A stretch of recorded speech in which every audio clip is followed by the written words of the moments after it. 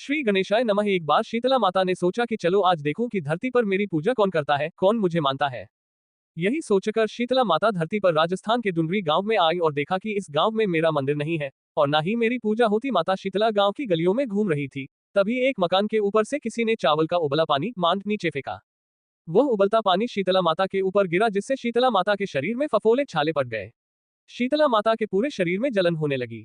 शीतला माता गांव में इधर उधर भाग भाग के चिल्लाने लगी, अरे मैं जल गई, मेरा शरीर तप रहा है, जल रहा है, कोई मेरी सहायता करो। लेकिन उस गांव में किसी ने शीतला माता की सहायता नहीं की। वहीं अपने घर के बाहर एक कुम्हारन महिला बैठी थी। उस कुम्हारन ने देखा कि अरे ये बुई माई तो बहुत जल गई है, इसके पूरे शरीर में तपन है, इसके पूरे शरीर में फफोले पड़ गए हैं, ये तपन सहन नहीं कर पा रही है। तब उस कुम्हारन ने कहा, हे माँ, तू यहाँ आकर बैठ जा, मैं तेरे शरीर के ऊपर ठंडा पानी डालती हूँ।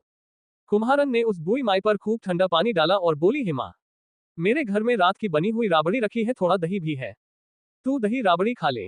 जब बुई माई ने ठंडी ज्वार के आटे की राबड़ी और दही खाया तो उसके शरीर को ठंडक मिली। तब उस कुम्हारन ने कहा, आ माँ बैठ जा, तेरे सिर के बाल बहुत बिखरे हैं, ला मैं तेरी चोटी गूंथ देती हूँ। और कुम्हारन माई की चोटी गूंथने हेतु कंघी बालों में करती रही। अचानक कुम्हारन की नजर उस बूढ़ी माई के सिर के पीछे पड़ी तो कुम्हारन ने देखा कि एक आंख बालों के अंदर छुपी है। ये देखकर वह कुम्हारन डर के मारे घबरा कर भागने लगी। तभी उस बूढ़ी माई ने कहा, रुक जा बेटी, तू डर मत, मैं कोई भूत प्रेत नहीं हूँ, मैं शीतला देवी हूँ। मैं तो इस धरती पर देखने आई थी कि मुझे कौन मानता है, कौन मेरी पूजा करता है।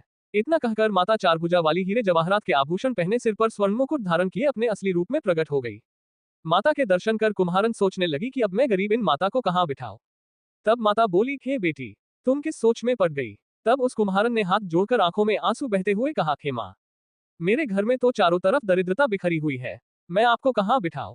मेरे घर में ना तो चौकी है, ना बैठने का आसन ही।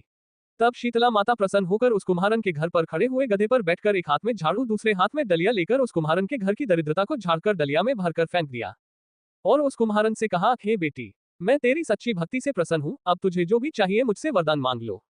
तब कुम्हारन ने हाथ जोड़कर कहा, हे माता, मेरी इच्छा है अब आप इसी डुंडरी गांव में स्थापित होकर यही निवास करें और जिस प्रकार आपने मेरे घर की दरिद्रता को अपनी झाड़ू से साफ कर दिया, ऐसे ही आपको जो भी भक्त होली के बाद की सप्तमी को भक्ति भाव से पूजा कर अष्टमी के दिन आपको ठंडा जल, दही व बासी ठंडा भोजन चढ़ाए उसके घर की दरिद्रता को दूर करना एवं आपकी पूजा करने वाली महिला का अखंड सुहाग रखना, उसकी गोद हमेशा भरी रखना।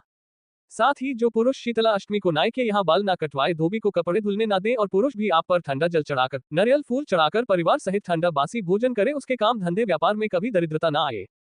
तब माता बोली, तथास्तु। हे बेटी, जो तूने वरदान मांगे हैं मैं सब तुझे देती हूँ। हे बेटी, तुझे आशीर्वाद देती हूँ कि मेरी पूजा का मुख्य अधिकार इस धरती पर सिर्फ कुम्हार जाति का ही होगा। तभी उसी दिन से डुंडरी गांव में शीतला माता स्थापित हो गई और उस गांव का नाम हो गया शील की डुंडरी। शील की डुंडरी भारत का एकमात्र मुख्य मंदिर है। शीतला सप्तमी के दिन यहाँ बहुत विशाल मेला लगता है। शीतला माता की जय।